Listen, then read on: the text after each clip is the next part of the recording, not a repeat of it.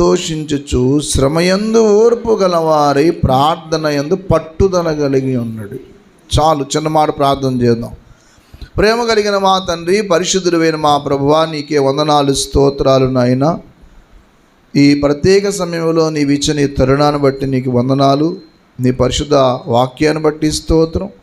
కొంత సమయం నీ వాక్యంలో గడిపి మళ్ళా మా గృహాలకి మా పనుల నిమిత్తం వెళ్ళినప్పుడు మీ సహాయం దయచేయండి. పరిశుద్ధ వాక్యంలో ఉన్న శక్తి చేత మమ్మల్ని నింపి నడిపించమని యేసు ప్రభువు వారి యొక్క పరిశుద్ధ నామములో ప్రతి వారితో మాట్లాడి మాకు కావలసిన వాక్యమును మాకు అందించండి. ప్రభువా, మీకు మధ్యలో ఏ విధమైన ఆటంకం పెట్టుకొని మీకు దూరంగా మీకు విరోధమై కాకుండా మీ వాక్యమే మమ్మల్ని సరిచేసేది కాబట్టి, మీ వాక్యమే మమ్మల్ని నడిపించేది, మీ వాక్యమే మాకు జ్ఞానం ఇచ్చేది కాబట్టి నీ వాక్యము చేత నిలబెట్టమని యేసు ప్రభువు వారికి పరిశుద్ధ నామములో మమ్మల్ని, మా హృదయాల్ని, మా తలంపులను మీరే ప్రభువా నా తండ్రి జ్ఞాపకం చేసుకుని వినగలిగే చెవి, గ్రహించే మనసు మాకిమ్మని క్రీస్తు ప్రభు పేరట స్తుతించి గణపరిచి ఆరాధించి వేడుచున్నాము తండ్రి, ఆమేన్. ప్రభువునందు దేవుని పిల్లలారా, పౌలు భక్తుడు ఈ సంఘానికి రాస్తూ ప్రార్థన అనే ఒక విషయం చెప్తూ ముందు 2 మాటలు చెప్పాడు. నిరీక్షణ గలవారై సంతోషించుచు శ్రమయందు ఓర్పు గలవారై ప్రార్థన యందు పట్టుదల కలిగి ఉన్నాడు. ఆ బైబిల్లో కొన్ని రకాల ప్రార్థన చెప్పాడు. ప్రార్థన ఒకటే కానీ వాటికి పేర్లు పెట్టాడు. లూకాసు వార్త 18వ అధ్యాయములో విసుగక నిత్యము ప్రార్థన చేయండి అని చెప్పడానికి ఒక ఉపమానం చెప్పారు అక్కడ ప్రభు. లూకాసు వార్త 18వ అధ్యాయము మొదటి మాట చూడండి. వారు విసుగక నిత్యము ప్రార్థన చేయుచుండవలనటకు, అది విసుగక అనగా ప్రార్థనలో ఎప్పుడు విసుక్కోకూడదు. ప్రార్థన విసుగుదల లేని విజ్ఞాపన జీవితంలో ఉండాలి. ఇంకేం చేస్తామని అనకూడదు, ఇంకెందుకు లేండి ప్రార్థన అనుకోకూడదు, విసుక్కోకూడదు. జీవితంలో కొన్ని పరిస్థితుల్లో విసుగుదల అనేది రానివ్వకూడదు. విసుగుదల అనేది ఎప్పుడైతే వస్తుందో అప్పుడు చాలా నష్టపోతాం మనం. మీరు ఎప్పుడూ కూడా నిట్టూర్చే స్థితికి వెళ్ళకూడదు. ఏదైనా సరే ఇంకేం చదువుతాం అనుకోకూడదు, ఇంకేం ప్రార్థన చేస్తాం అనుకోకూడదు.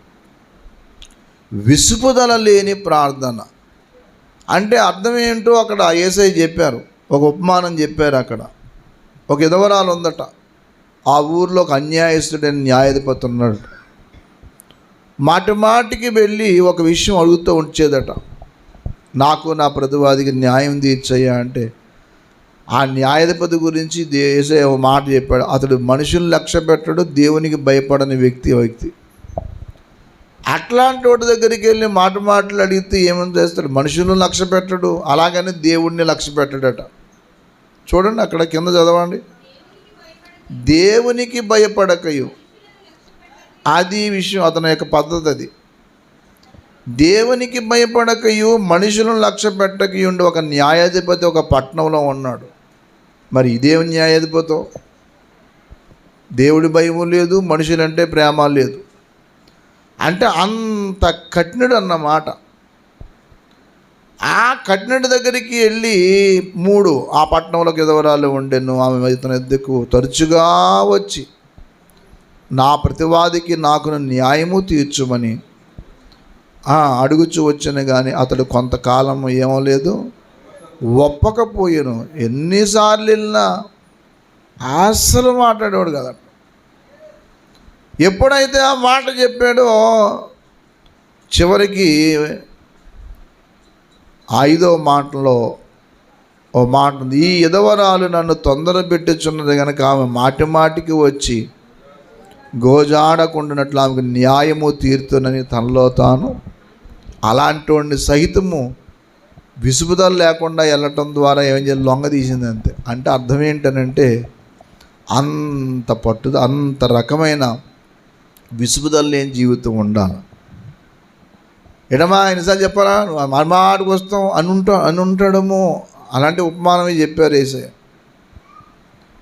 కానీ అన్ని పర్యాయాలు వెళ్ళి మాట్లాడేటప్పటికి అతను తాను అనుకున్నాడట, సర్లే ఇన్నిసార్లు వస్తుంది కదా, న్యాయం తీరుద్దాంలే అని చెప్పి. ప్రార్థనా జీవితం ఎలా ఉండాలంటే, యేసయ్య నాకు ఈ సహాయం చేయవా, ఈ విషయంలో నువ్వు ఉపకారం చేయ తండ్రి, నేను నా స్వార్థం కోసం అడగటం లేదు, ఇది నా అవసరం కోసం అడుగుతున్నాను, నాకు తప్పదు ఈ విషయం చేయాలి. నువ్వు మనం అడిగే రెండు రకాలు, ఒకటి మన స్వార్థం కోసం, మన భోగాల నిమిత్తం అట, రెండవది అవసరం నిమిత్తం. భోగముల నిమిత్తం అడిగితే దేవుడు చేయడు. అందరు విమానాలు వెళ్తున్నారని చెప్పి నేను ఒక విమానం అడిగాను అనుకోండి, దేవుడిని ఏం చేస్తాడు చెప్పరామండి? ఇస్తాడా? విమానం ఇస్తే పెట్టుకునే ప్లేస్ ఏదిరా, నువ్వు ఉండటానికి చిన్న ఇల్లు అయ్యే, ఎక్కడ పెడతావు? ఒకవేళ తీరా ఇచ్చాడు అనుకోండి, ఆ పెట్రోల్ కొట్టించిన సంఘం ఉందా నీకు? అంత లేదుగా. మన భోగం నిమిత్తం అడగకూడదు, మన అవసరం నిమిత్తం అడగాలి ఎప్పుడు. ఇది నాకు అవసరం, అందుకని లగ్జరీ లైఫ్ అనిపించడానికి కాదు, లగ్జరీ జీవితానికి ఇచ్చేది దేవుడు కాదు. ఇది గుర్తుపెట్టుకోండి. మీకు మాట గుర్తుపెట్టుకోండి, మీకు ఈ విషయం చెప్పాలా. లగ్జరీ అనిపించడానికి ఇచ్చేది దేవుడు కాదు, సైతానుడు. తెలుసా మీకు ఈ విషయం? లగ్జరీగా బ్రతుకుతానికి అనుమతించాడంటే దేవుడు కాదు. దేవుడు ఎప్పుడు ఆ పని చేయడు. దేవుడు తెలుసు లగ్జరీ లైఫ్ వస్తే ఈడు ఏమవుతాడని. ఒకవేళ దానికి వెళ్ళావు అని అంటే నీకు దేవుడి ద్వారా వస్తుంది అనుకోవద్దు పొరపాటున. మత్తయి సువార్త 4వ అధ్యాయము అందరూ చూడండి, 8వ మాట.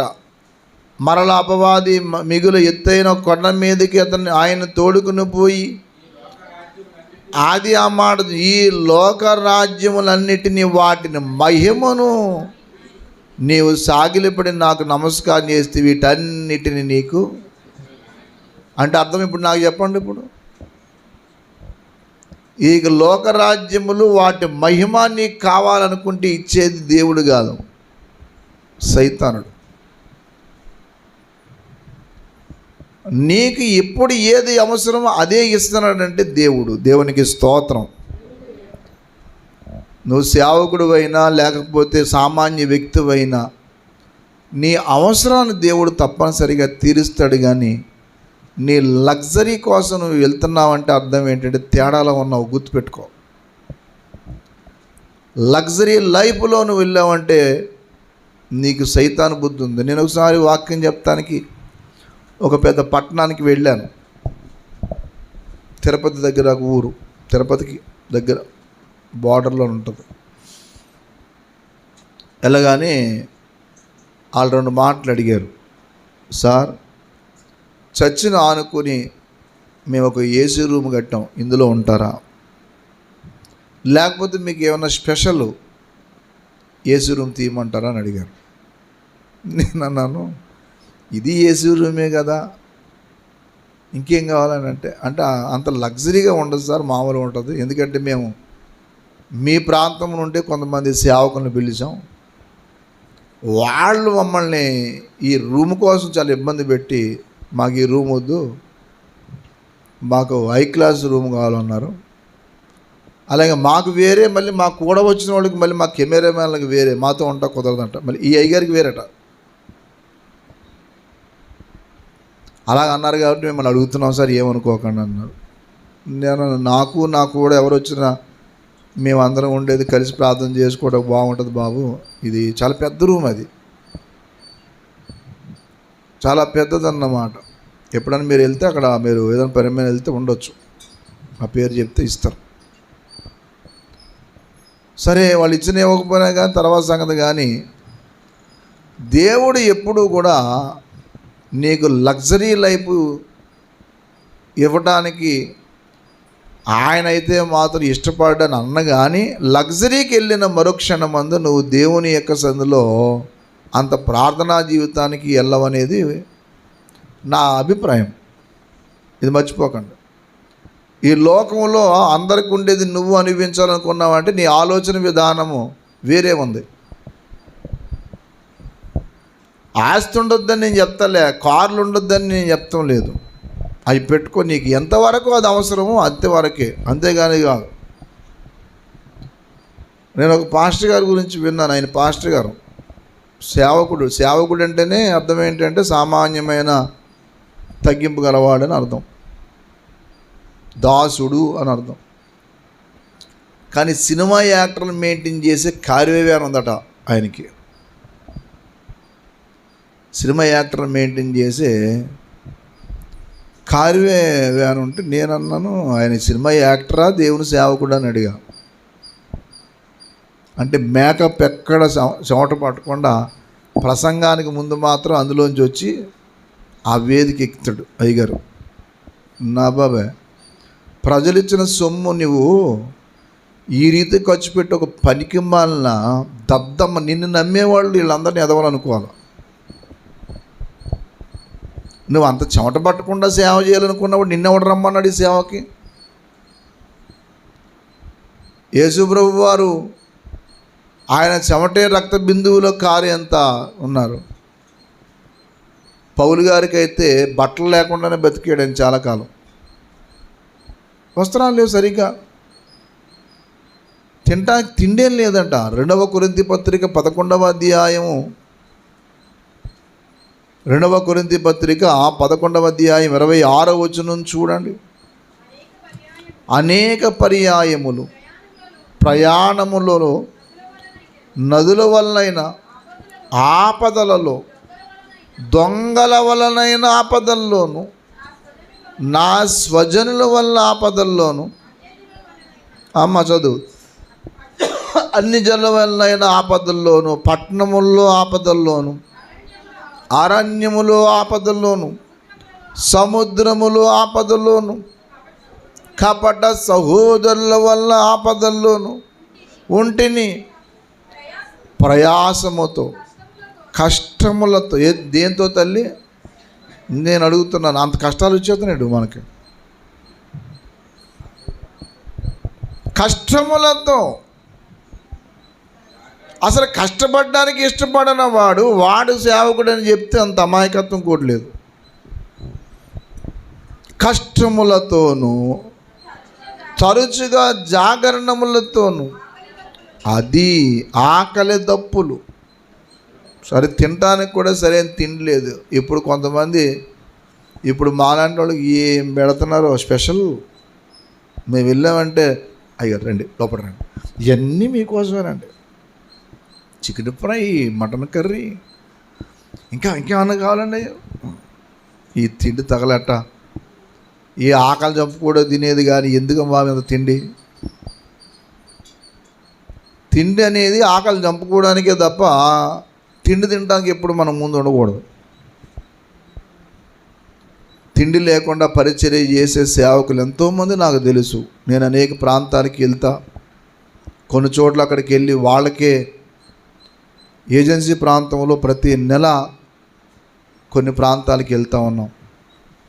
అక్కడ కనీసం వసతులు లేని వాళ్ళు ఉన్నారు, కనీసం వసతులు లేని వాళ్ళు ఉన్నారు.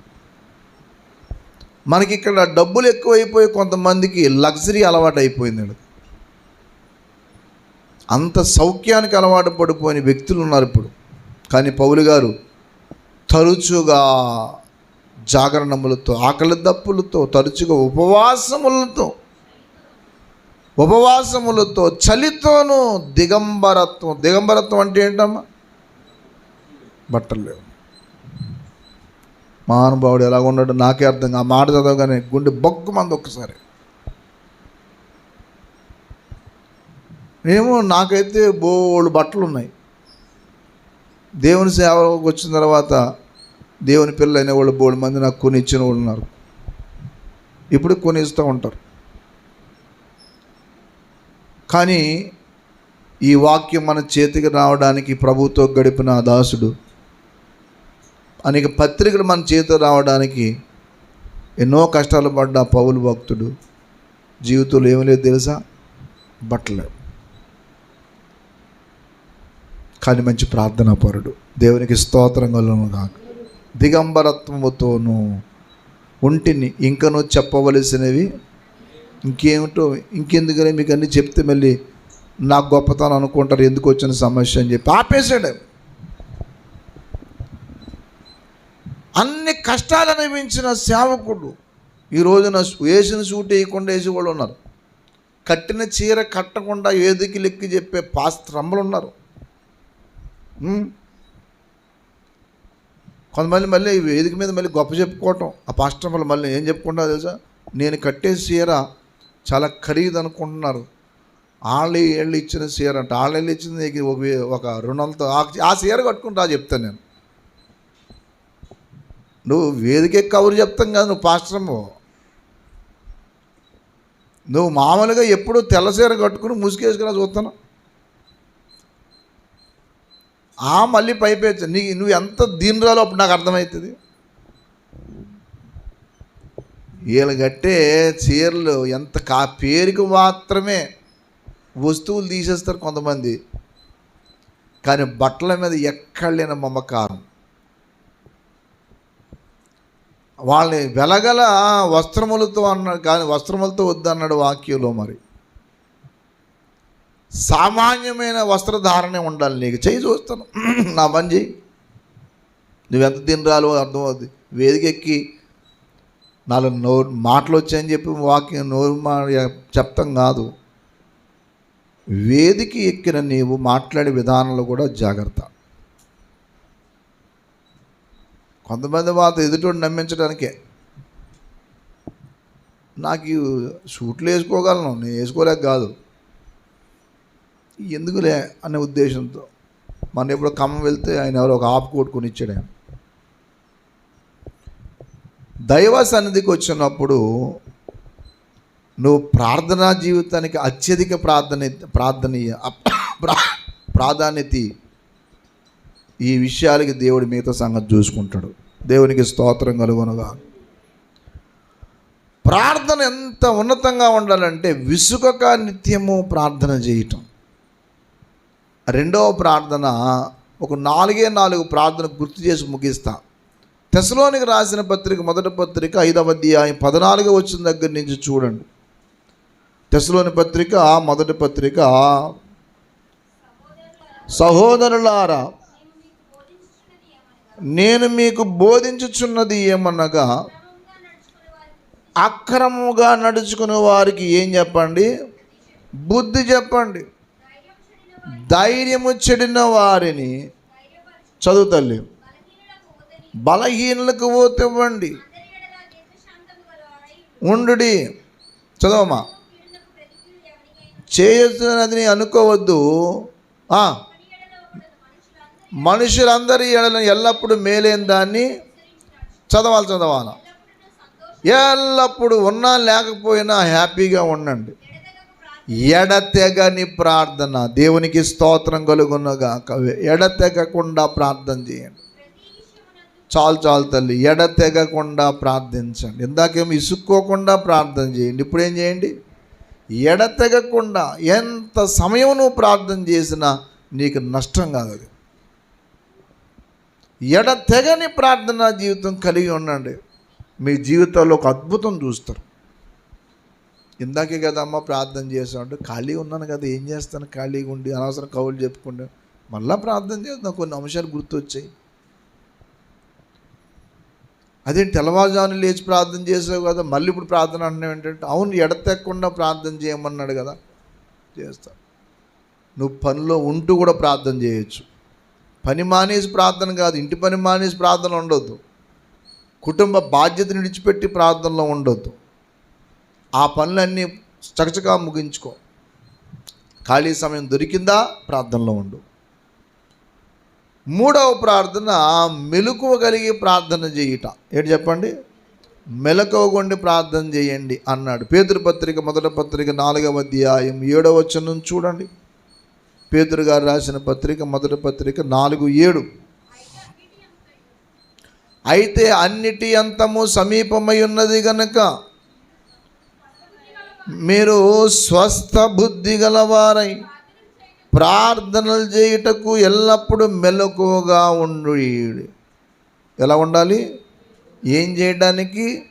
ప్రార్థన చేయడానికి ఎల్లప్పుడు మెలకువగా ఉండండి. అంటే మెలకు అంటే అర్థం ఏంటంటే నిద్రపోకుండా ఉండటం కాదు, జాగ్రత్త అని. Be alert in prayer. ప్రార్థనలో ఎల్లప్పుడూ ఒక సిద్ధపాటు కలిగి ప్రార్థన చేయటం, అలర్ట్గా ఉండటం. ప్రార్థనాపరులైన వాళ్ళు ఎప్పుడు ఎలాగుండాలని అంటే ప్రతి విషయంలో జాగ్రత్త. ఆర్థిక పరిస్థితుల్లోనూ, వ్యక్తిగతంగా అన్ని విషయాల్లో జాగ్రత్త. ఇది మూడవ రకం ప్రార్థన. ఒకటి చెప్పండి, విసుక్కోకుండా ప్రార్థించాలి. 2, ఎడతెగని ప్రార్థన. 3, మెలకువగుండి ప్రార్థించటం. 4వ ప్రార్థన ఇందాక మనం చదివాం రోమపత్రిక 12:12 కదా. నిరీక్షణ గలవారే సంతోషించుచు శ్రమయందు ఓర్పు గలవారి ప్రార్థన యందు ఏముండండి? పట్టుదల కలిగి ఉండండి. నువ్వు ఆటోలో కూర్చున్నా, లేకపోతే బయట ఎక్కడన్నా వెళ్తూ ఉన్నా ప్రార్థన చేస్తూనే వెళ్ళండి. సెయింట్ ఫ్రాన్సిస్ అనే భక్తుడు నడుస్తూ ప్రార్థన చేస్తూ ఉన్నాడట. ఆయన ఎక్కడ ప్రయాణం చేస్తున్నా ప్రార్థనలో ఉండండి, ప్రార్థన చేయండి. ఆ ప్రార్థన ఎలా ఉండదంటే పట్టుదల కలిగి ఉండాలి. ప్రభా, ఇది చేసే వరకు నేను నిన్ను విడిచిపెట్టను, ఇది నువ్వు చేయగలవు తండ్రి, నమ్ముతున్నానని ప్రార్థన చేయండి. నాయన, నాకు జ్ఞానం కొద్దిగా ఉంది, నాకు సహాయం చేయండి అని ప్రార్థన చేయి. నాకు ఈ పరిస్థితి ఉంది తండ్రి, ప్రార్థన చేయండి. దేవుడు నీ ఎడల కృప చూపిస్తాడు. ప్రార్థించే వాళ్ళు ఎప్పుడు తక్కువ చేయబడలే. ప్రార్థన చేసిన వాళ్ళు ఏనాడు కూడా సిగ్గుపడలేదు. ప్రార్థన చేసిన యవనస్తులు, ప్రార్థన చేసిన పెద్దలు, ప్రార్థన చేసిన సేవకులు ఓ బలమైన సాధనాలు అయిపోయారు. ప్రార్థనా జీవితానికి ప్రాముఖ్యత ఇవ్వండి. ప్రతి చిన్న విషయం, లేనిపోని మంచి రోజా, లేదా ఎవరు ఎదురు వస్తున్నారా, లేకపోతే ఇదా, అయ్యిగా చూడవలసినవి. నువ్వు ఏది చేసినా ముందు ప్రార్థనలో ఉండు. ప్రార్థన చేసి పరీక్ష ప్రారంభించుకోండి, ప్రార్థన చేసి ఇల్లు ప్రారంభించుకోండి, ప్రార్థన చేసే పెళ్లి పనులు ప్రారంభించుకోండి. అంతేగాని ముహూర్తం వేద్దామమ్మా, ఇవాళ మంచి రోజా చెడ్డ రోజా చూడండి, ఈ సోదొద్దు. ప్రార్థన ప్రార్థన ప్రార్థన. బిలిగ్రామ్ గారిని అడిగారట, mister Billy Graham, what is your secret of your success life అని అంటే బిలిగ్రామ్ గారు చెప్పారంట, 3 రహస్యాలు ఉన్నాయి. నీ జీవితంలో ఎంత గొప్ప వ్యక్తిగా అవ్వడానికి ఏంటి రహస్యం అని అంటే 3 అని చెప్పాడంట. ఏంటయ్యి అని అంటే చెప్తాను, రాసుకోండి అందరూ అని చెప్తే, మొదటిది ఏంటంటే నా జీవితంలో ఎంత ఉన్నత స్థాయికి రావడానికి మొదట రహస్యం ఏంటంటే ప్రార్థన అన్నాడట. అనగానే అందరూ రెండోది ఇంకోటి ఏదో ఉంటుంది. ఆమ్స్టర్డామ్లో చెప్పాడట ఆయన. ఆమ్స్టర్డామ్లో ఆయన కాన్ఫరెన్స్ పెడుతూ ఉండేవారు. నా జీవితంలో ఎంత సక్సెస్ అవడానికి కారణం మొదటిది ఏంటంటే ప్రార్థన. రెండవ రహస్యం ఉంది, అందరూ రాసుకోండి. నేను ఎంతగా అభివృద్ధి చెందడానికి, ఇంత స్థాయికి రావడానికి కారణం ఏంటంటే రెండవది ప్రార్థన అన్నాడట. మళ్ళా ఏంటి 2, 1 ప్రార్థన అన్నాడు, 2వ ప్రార్థన అన్నాడు, 3వది ఉంది, ఇది అసలైంది, ఇది చివరిది, మీ జీవితాల్లో మర్చిపోకండి. ఇది మీరు గుర్తుపెట్టుకున్నారంటే గొప్పవాళ్ళు అవుతారు. 3వ రహస్యం ఏదనగా ప్రార్థన అన్నాడు. మళ్ళా 3 చెప్పండి, ప్రార్థన. The man of prayer, the man of prayer, the man of prayer, that is the secret of my life. ప్రార్థన చేసేవాళ్ళు దీనులుగా ఉంటారు, ప్రార్థన చేసేవాళ్ళు తగ్గించుకుని ఉంటారు, ప్రార్థన చేసేవాళ్ళు సహకారులుగా ఉంటారు, ప్రార్థన చేసేవాళ్ళు జ్ఞానవంతులుగా ఉంటారు, ప్రార్థన చేసేవాళ్ళు సువార్థికులుగా ఉంటారు, ప్రార్థన చేసేవాళ్ళు ప్రభువును మహిమపరుస్తారు, ప్రార్థన చేసేవాళ్ళు ఇతరులకు ఉపయోగపడతారు, ప్రార్థన చేసేవాళ్ళు అనేక మందిని కడతారు, ప్రార్థన చేసేవాళ్ళు అనేక మందికి పరిచయం అవుతారు, ప్రార్థన చేసేవాళ్ళు ప్రతి సమస్యను అధిగమిస్తారు. ప్రార్థన జీవితం కలిగిన వాళ్ళు ఆత్మల రక్షణను నడిపించగలుగుతారు. ప్రార్థన లేకపోతే ఉట్టిని పై జీవితం అంతే. ప్రార్థనా జీవితం లేకపోతే ఊరికే పై జీవితం ఉంటుంది తప్ప ప్రార్థనా జీవితం ఉండాలి. అలాగే సహవాస ప్రార్థన ఉంది ఒకటి, కలిసి ప్రార్థన చేయి. కొంతమంది ఎందుకో ఏ రోజున వాళ్ళు రక్షించబడ్డ జీవితంలో ఉపవాస ప్రార్థన కలిసి ప్రార్థన చేసుకునేది ఎప్పుడు the never comes to that prayer. ఆ ప్రార్థనకు రారు. ఏంటో ఆ స్వనీతి నాకు అర్థం కాదు. చాలామంది సక్సెస్ అవ్వడం కారణం ఏంటి తెలుసా? ఈ సహవాసములో కలిసి ప్రార్థన చేయరు. కొంతమంది తహతలాడాలా, అయ్యా ఎప్పుడండి ఆన్లైన్ ప్రేయర్, ఎప్పుడు ఉపవాస ప్రార్థన ఎప్పుడండి అయ్యా? రక్షణను పొందిన వాళ్ళు మొదట ఉండవలసింది ఏంటంటే ఈ సహవాస ప్రార్థన. కలిసి ప్రార్థన చేసినప్పుడు నువ్వు ఒక శక్తిమంతులుగా తయారవుతావు. ఒంటగా నేను ప్రార్థన నేనే చేసుకుంటాను, అది పెద్ద గొప్పటి. సహవాసములో శుక్రవారం ఎప్పుడు ప్రార్థన చేస్తారు మీరు అందరూ? అలాగే రోజు పగలు ఎవరెవరు కూడుకుని ప్రార్థన చేస్తున్నారు? నేను వస్తానంటే నన్ను కూడా పిలవండి, లేదా నేను వస్తాను. ఏ టైంలో మీరు అందరూ కూర్చొని ప్రార్థన చేస్తారు? రోజు ప్రార్థనలు చేసే వాళ్ళు అందరి జీవితాలు ఒక ఉన్నతంగా ఉంటాయి. అన్న అపోస్తలుల కార్యముల గ్రంథం 1వ అధ్యాయము 14వ వచనం చూడండి. ఇది సహవాస ప్రార్థన. అపోస్తలుల కార్యములు 1:14. అపోస్తలుల కార్యం గ్రంథం 1వ అధ్యాయం 14వ వచనం.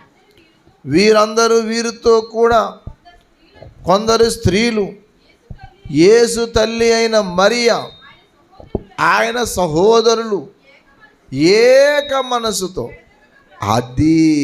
ఇదే సహవాస ప్రార్థన అంటే. వాళ్ళందరూ ఏక మనసుతో, అందులో మరియమ్మ గారు ఉంది. మరియమ్మ దేవత అనుకున్నారు కనుక ఆవిడ మామూలు ప్రార్థన చేసుకుంటే ఆవిడ మళ్ళీ తర్వాత సంసారం చేసింది, పిల్లలకి అంది. అందుకే తొలిసూలు బిడ్డ అంటాడు యేసయ్యను. తొలిసూలు అంటే ఇంకొక మరో వాళ్ళు ఉన్నారని అర్థం. మొదటి బస్సు అంటే అర్థం ఏంటి? ఇంకో బస్సు ఉందనే కదా. తొలిసూలు అంటే అర్థం ఏంటి? ఇంకా పిల్లలు ఉన్నారని. కాబట్టి చాలామంది మరియమ్మ దేవత అనుకుంటారు, అమాయకులా కాదు.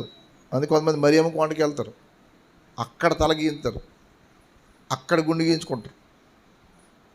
కొంతమందికి అక్కడికి వెళ్ళి తల ముక్కుంటారట. ఏంటారు అక్కడికి వెళ్ళి ముక్కునేది విగ్రహారాధన కాకపోతే? అది కాదు.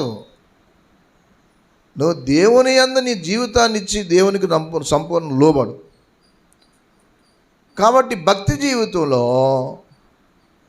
4వ ప్రార్థన, 8వ ప్రార్థన ఇది 5. ఒకటి ఏం చెప్పాం? ఇసుగక నిత్యము. 2వది ఎడతెగని ప్రార్థన. 3వది మెలకువగలిగి. 4 పట్టుదల కలిగి. 5 చెప్పండి, సహవాసము ప్రార్థన.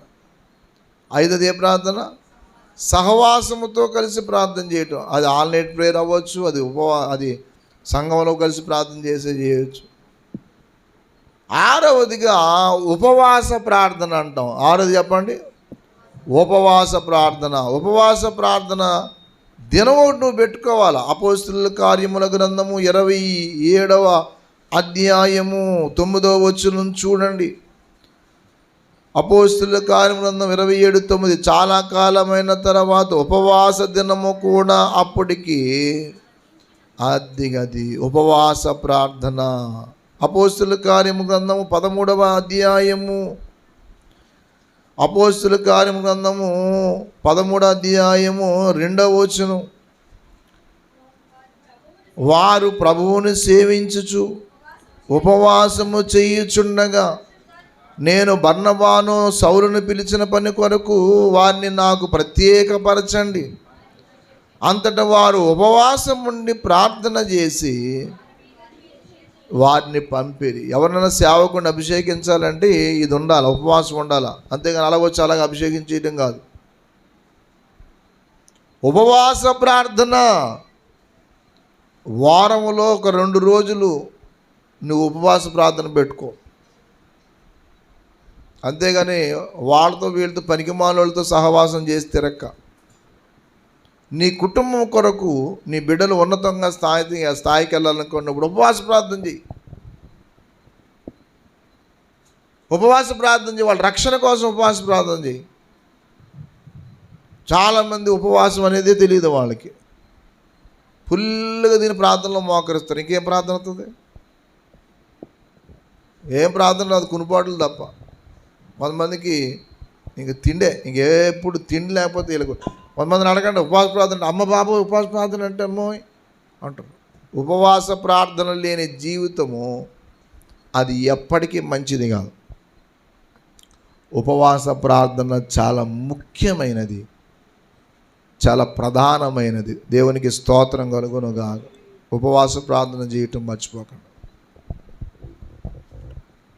ఉపవాసం అనేది ఎప్పుడైతే నువ్వు ఉంటావో దేవుడు ప్రతి విషయాన్ని కూడా నీకు సక్సెస్ చేస్తాడు. నీ శరీరం లోపరుచుకుంటావు.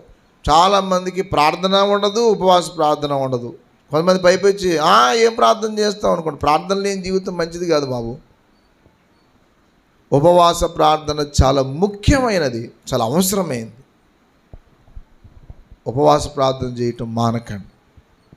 ప్రతి క్షణం ప్రార్థన బంధంలో కూడా చాలామంది ఏం చేశారంటే ఉపవాస ప్రార్థన బలిపీఠాలే ఉన్నాయి వాళ్ళకి. ఆదికాండం 8:12 అబ్రహాం గారు బలిపీఠం కట్టి అక్కడ ప్రార్థన చేశాడు. ఆదికాండం 26-25 ఇస్సాకు బలిపీఠం కట్టి ప్రార్థన చేశాడు. ఆదికాండం 32:24 యాకోబు యబ్బోకు రేవు దగ్గర ప్రార్థన చేశాడు రాత్రి అంతా. స్త్రీల గురించి మాట్లాడుతూ అంటాడు. చివరి ప్రార్థన చెప్తున్న 7వ ప్రార్థన కన్నీటి ప్రార్థన. ఏ ప్రార్థన చెప్పండి? కన్నీటి ప్రార్థన. ఇదొక్క మాట చెప్పి నేను ముగిస్తాను. దీన్ని రోదన చేసే ప్రార్థన. ఇర్మియా గ్రంథము 9వ అధ్యాయము, ద బుక్ ఆఫ్ జెరమియా, ఇర్మియా గ్రంథము 9వ అధ్యాయం 17వ వచనం దగ్గర నుంచి చదవండి. ఇలాగూ సెలవిచ్చుచు ఉన్నాడు, ఆలోచించండి, రోదనము చేయు స్త్రీలను కనుగొనుడి, వారిని పిలవండి. తెలివిగల స్త్రీలను కనుగొనుడి, వారిని పిలవండి. చదవండి అమ్మా. మన కన్నులు కన్నీళ్లు విడిచినట్లుగాను, మన కనురెప్పల నుండి నీళ్లు ఒలుకున్నట్లుగాను మనకు రోదన ధ్వని చెయ్యవలను. కేవలం స్త్రీలంటే స్త్రీల కోసమే చెప్తాం లేదు, సంఘానికి కూడా స్త్రీ అనే పేరు ఉంది, కన్యక అనే పేరు ఉంది. మన కన్నులు కన్నీళ్లు విడిచినట్లుగాను, వారు ఒలుకున్నట్లుగా, కనురెప్పల నుండి నీళ్లు ఒలుకున్నట్లుగాను వారు త్వరపడి మనకి ఏం చేయాలా? ఏమీ అంత త్వరపడటం ఎందుకు అంటే ఏదో ప్రమాదం జరుగుతుంది, మనం వలసపోతమే, సిగ్గు పొందితమే అని వారు మన నివాసంలో పడగొట్టగా మన దేశం ఏమైంది? ఎడవలసి వస్తుంది. 20వ వచనం, స్త్రీలారా మాట వినుడి, మీరు చెవియొగ్గి ఆయన నోటి మాటను మీ కుమార్తెలకు రోదనము చెయ్య నేర్పించండి. ఒకరినొకరు అంగలార్పు విద్యను మీ పిల్లలకు, మీ అమ్మాయిలకి, మీ ఇంట్లో ఉన్న పిల్లలకి కన్నీటి ప్రార్థన నేర్పించండి. ప్రార్థన చేయమ్మా, ఇల్లు ప్రార్థన చేసి. ఈ రోజుల్లో ప్రార్థన లేదు, పాపం ఎక్కువ జరుగుతా కారణం ఏంటంటే ఈ ప్రార్థన లేక. ప్రార్థనకి వెళ్ళే వాళ్ళ జీవితంలో ప్రార్థన ఉంటే పాపం చేయడానికి ఇష్టపడరు. చాలామందికి ప్రార్థనా జీవితం లేక జీవిస్తూ ఉన్నారు. దయచేసి యోవేలు గ్రంథం దగ్గరికి రండి. యోవేలు గ్రంథము అందరూ చూడండి త్వరగా. యోవేలు గ్రంథము 13వ మాట, 1వ అధ్యాయం 13వ వచనం చూడండి. లేదంటే 5వ మాట చూడండి, ముందు 1వ అధ్యాయం 5వ మాట చదవండి. మత్తులారా మేల్కొని కన్నీరు విరవండి. చాలు. మత్తులారా మేల్కొని ఏం చేయండి? ఏడువు, దేవుని సందులో నీ స్థితి మారుతుంది. ఏడువు, దేవుని సందులో కన్నీళ్ళు గార్చు, ఊరు మారుతుంది. సాల్వేషన్ ఆర్మీ స్థాపించిన దైవజనుడు విలియం బూత్ గారు దగ్గర నుంచి ఒక ట్రూపు ఒక చోటుకి వెళ్ళి సువార్త చెప్తే ఎవరు మారలేదంటే బూత్ గారు అన్నారట, విలియం బూత్ గారు, కన్నీళ్ళు గార్చారా? నీ బ్రతుకు మారకపోవటానికి, నీ స్థితి మారకపోవటానికి ఎప్పుడైనా కన్నీళ్ళతో దేవుణ్ణి అడిగావా? నీ పిల్లలు ఎలా మారుతారు? కన్నీళ్ళతో ఎప్పుడు నువ్వు ప్రార్థన చేసి అలవాటు లేదయ్యా నీకు. వాళ్ళ జీవితం ఎలా మారుతుంది? కన్నీటి ప్రార్థన చాలా ముఖ్యం. 13వ వచనప్పుడు చూడండి, యాజకులారా గోనె పట్ట కట్టుకుని అంగలార్చుడి, పరిచయం చేయవారులారా రోదనము చేయండి. మీరు రోధించండి అంటే ఏడవండి. 2వ అధ్యాయం 12వ వచనం చూడండి. ఇప్పుడైనను ఉపవాసం ఉండి కన్నీరు విడిచుచు దుఃఖించచ్చు మనఃపూర్వకంగా తిరిగి నా యొద్దకు రండి. మీ దేవుడని యెహోవా కరుణావాచ్యములు గలవాడును శాంతమూర్తియు అత్యంత కృపగలవాడునై ఉండి చదవాలి పడును గనుక మీ వస్త్రములగాక మీ హృదయములను చింపుకొని ఆయన తట్టు మీ హృదయాలు చింపుకున్నారా. 17వ మాట, యెహోవాకు పరిచర్య చేయి యాజకులు మంటపమునకు బలిపీఠమునకు మధ్య నిలబడి కన్నీళ్లు విడుచుచు దేవుణ్ణి వేడుకోవాలా. ఏడవండి, కన్నీళ్లు గార్చడం నేర్చుకోండి. నీ బ్రతుకు బాగుపడుతుంది. చాలామందికి కన్నీటి ప్రార్థన అంటేనే తెలియదు.